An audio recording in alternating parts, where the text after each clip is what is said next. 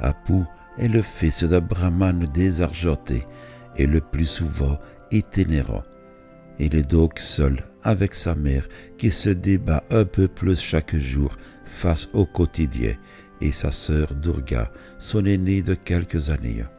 Celle-ci entraîne son jeune frère dans ses vagabondages à la lisière de la jungle, voire ses chapardages, car pour ces deux enfants pauvres, l'essentiel est de pouvoir répondre à la faim avec quelques fruits dénichés ici ou là. Apu, cependant, s'émerveille facilement en découvrant des livres couverts de poussière et déjà rongés dans une vieille malle appartenant à son père.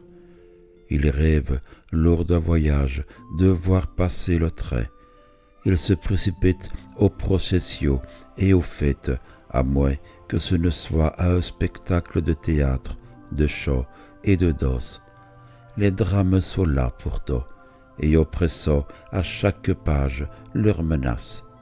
Mais il semble aussi que Banerjee ait voulu, avec beaucoup d'émotion et de poésie, rendre hommage à cette nature et à ceux qu'il a vus partir. Ce récit, publié en 1929, nous permet de comprendre la vie des pauvres au pays bengali. De cette humble histoire s'élève un chant qui justifie le titre du roman.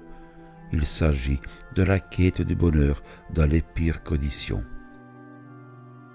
Ce portrait familial captivant explore avec une profondeur psychologique remarquable les thèmes de la vieillesse, de la mort et de l'enfance.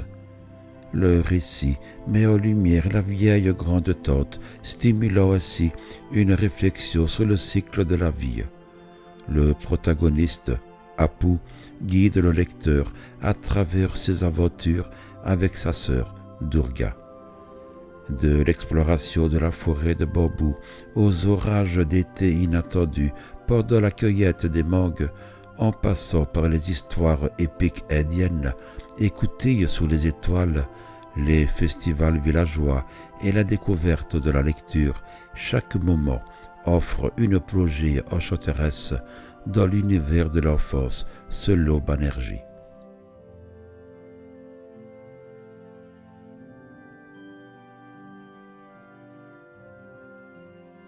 Un jour, à cette heure-là, Apu s'était enfermé secrètement dans la pièce en l'absence de son père et avait ouvert subitement le coffre de livres. Avec une extrême avidité, il s'était mis à feuilleter un livre après l'autre pour regarder les images et voir dans quel ouvrage il trouverait une belle histoire. Sur la page de garde de l'un, il lut un titre, le résumé de toutes les connaissances. Il n'avait pas la moindre idée de ce que cela voulait dire, ni de quoi il pouvait être question. Quand il ouvrit le livre, une quantité d'insectes, mangeurs de papier, s'envolèrent sans bruit des pages. Apu approcha le livre de son nez et le sentit. Quelle odeur de vieux! Il adorait cette senteur des feuilles épaisses et couleur de terre qui lui rappelait son père. La reliure de ce vieux livre était abîmée en bien des endroits. C'étaient ces anciens volumes-là qu'il préférait. Aussi, il le cacha sous son oreiller, rangea les autres dans la malle qu'il renferma. Un jour, il tomba en lisant ce livre sur cette chose extraordinaire. Si on l'entendait dire, on en serait stupéfait, mais c'était écrit en toutes lettres dans le livre. Il le lisait de ses yeux. Ce récit offre au lecteur une immersion dans l'aide rurale, dévoilant son rythme de vie et ses traditions rituelles, telles que les pujas, rituels de dévotion, et les rites funéraires, offrant ainsi une perspective authentique. L'histoire explore également l'évolution de cette société, symbolisée par l'arrivée du train, symbole de modernité et d'ouverture au monde extérieur. Cette intrusion fascine Apu, le protagoniste, et l'incite à emmener sa famille vers la grande ville de Bénarès, laissant derrière eux les coteries reculées et leur passé pour embrasser de nouveaux horizons.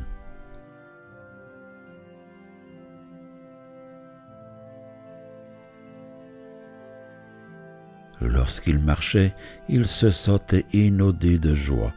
Il ne pouvait faire comprendre à personne comme il aimait cette odeur de terre fraîchement brûlée, ces hautes herbes pleines d'ombre, cette plaine pétrie de soleil, ce sentier, ces arbres, ces oiseaux, ces fourrés, ces bouquets ondulants de fleurs et de fruits, ces pois à gratter, ces liserons sauvages et ces clitorias bleus.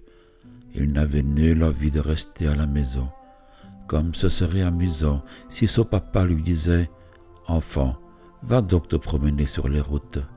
Alors il marcherait, ne ferait que marcher sur le chemin de campagne en gardant les yeux fixés sur les bois au loin emplis de roucoulements des tourterelles, sous les buissons ombragés où pendaient des fruits sauvages. Parfois, il entendrait le bruissement des branches de bambou, le soleil de l'après-midi répandrait l'or et la pourpre, et des oiseaux multicolores chanteraient.